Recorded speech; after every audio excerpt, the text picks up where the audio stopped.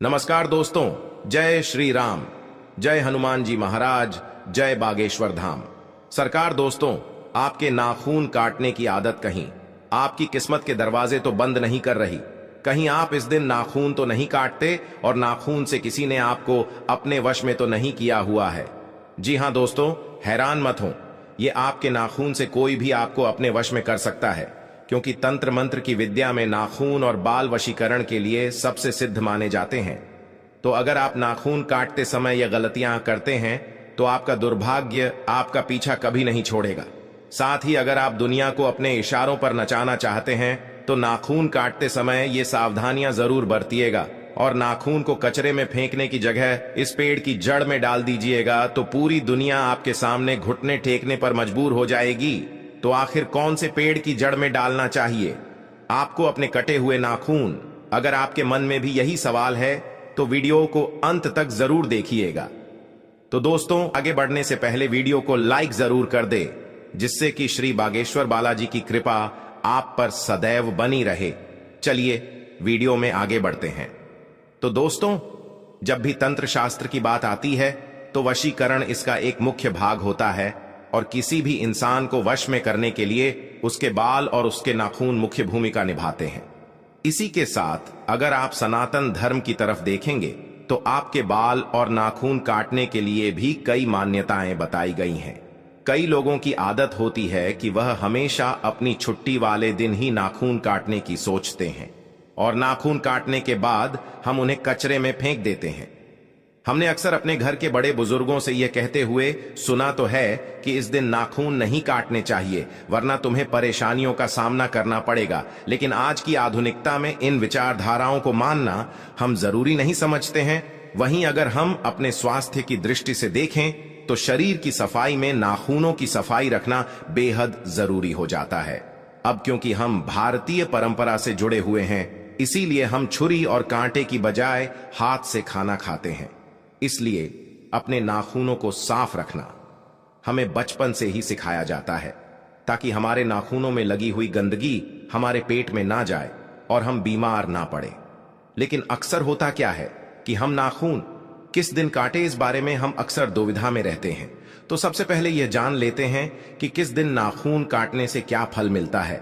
तो दोस्तों, एक सप्ताह में 7 दिन होते हैं, जिनमें से अगर सोमवार को हम अपने नाखून काटते हैं तो सोमवार को मन का कारक माना जाता है और हमारे मन का संबंध हमारे शरीर से होता है। तो अगर हमारा मन पवित्र रहेगा तो हमारा शरीर भी स्वस्थ रहेगा।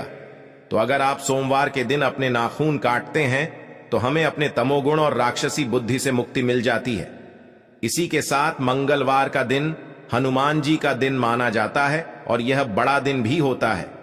इसीलिए हमारे घर के बुजुर्ग मंगलवार के दिन नाखून काटने से मना करते हैं।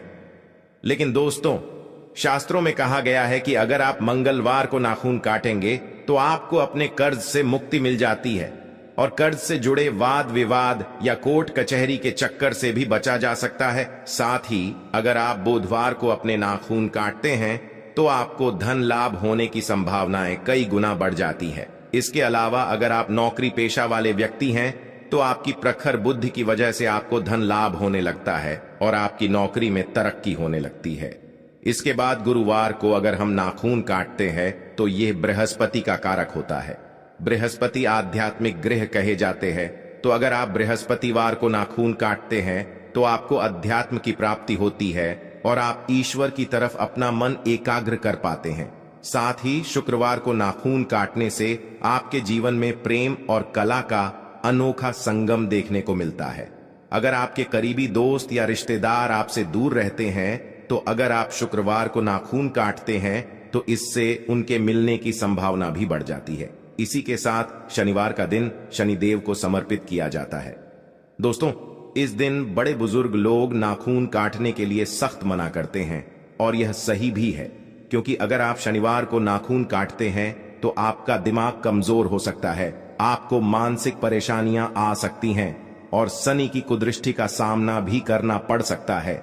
इसके बाद रविवार को अक्सर सभी लोग नाखून काटना पसंद करते हैं, क्योंकि इस दिन सभी की छुट्टियां होती हैं। लेकिन शास्त्रों के अनुसार रविवार को नाखून काटने से बचना चाहिए, क्योंकि अगर आप रविवार को नाखून काटते हैं तो आपके जीवन में बेफिजूल की बाधाएं पैदा होने लगती हैं और आपके बनते हुए काम बिगड़ने लगते हैं, साथ ही आपका समय भी बर्बाद होने लगता है।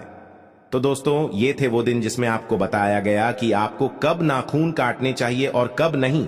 इसी के साथ ये भी सुनिए कि अगर आप नाखून काटने के बाद उन्हें यहां वहां ऐसे ही कहीं भी फेंक देते हैं या फिर कचरे में फेंक देते हैं, तो इससे आपको क्या प्रभाव देखने को मिलते हैं।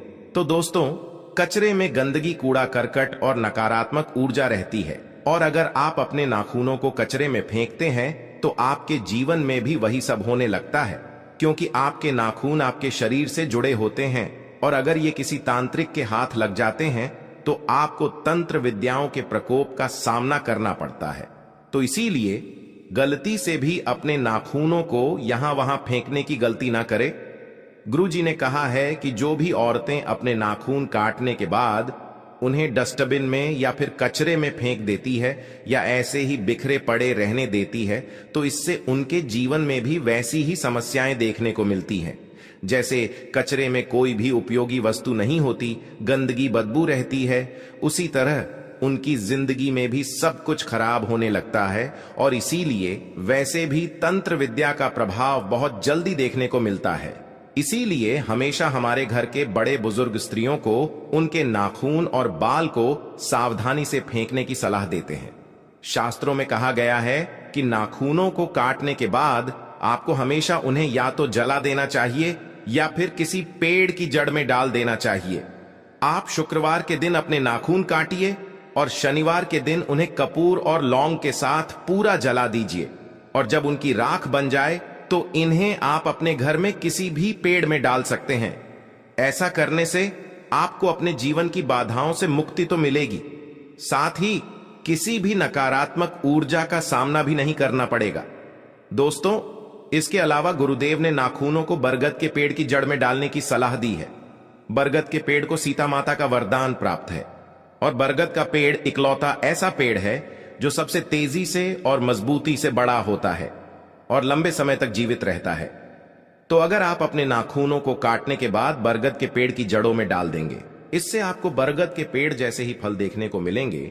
आपका धन भी लगातार बढ़ता रहेगा, आपकी सफलता मजबूती से आपके साथ चलेगी और आपके जीवन में कोई भी परेशानी ज्यादा दिनों तक नहीं टिकेगी और आपको ज्यादा नुकसान नहीं पहुंचाएगी। इसी के साथ नाखून हमेशा सूर्य के ढलने से पहले काट लेने चाहिए। सूरज ढलने के बाद आप नाखूनों को बरगद के पेड़ की जड़ में दबा सकते हैं और अपने जीवन में सकारात्मक प्रभाव देख सकते हैं। इसी के साथ अगर आप नाखूनों को तुलसी या फिर अपने घर के किसी भी पौधे की जड़ में डालते हैं तो यह भी आपको सकारात्मक प्रभाव ही देंगे। बस कभी भी नाखूनों को कचरे में या फिर किसी गंदी जगह या नाली में फेंकने की गलती ना करें, वरना आपको अपने जीवन में घोर परेशानियों का सामना करना पड़ सकता है। इसीलिए अगली बार आप जब भी अपने नाखूनों को काटें तो दिन का विशेष ख्याल रखें और नाखूनों को काटने के बाद उन्हें समेट कर रख लें और बाहर जाते समय किसी भी बरगद के पेड़ की जड़ में दबा दें। अगर आपको बरगद के पेड़ की जड़ नहीं मिलती है तो आप इन्हें अपने घर के गमले में भी दबा सकते हैं। साथ ही आप इन्हें लौंग और कपूर के साथ भी जला सकते हैं। इससे आपको कोई भी नकारात्मक प्रभाव नहीं देखने को मिलेगा। तो उम्मीद करते हैं दोस्तों कि आपको समझ आ गया होगा कि नाखूनों को काटने के बाद हमें उन्हें क्या करना चाहिए और क्या नहीं। अगर आपको ये वीडियो अच्छी लगी हो तो वीडियो को लाइक जरूर कर दीजिएगा और कमेंट बॉक्स में जय श्री राम, जय बागेश्वर धाम सरकार, जय हनुमान, जय सीताराम जरूर लिखें और इसे ज्यादा से ज्यादा शेयर करके बाकी लोगों तक भी पहुंचाएं। तो मिलते हैं अगली वीडियो में, तब तक आप अपना ध्यान रखें। जय श्री राम।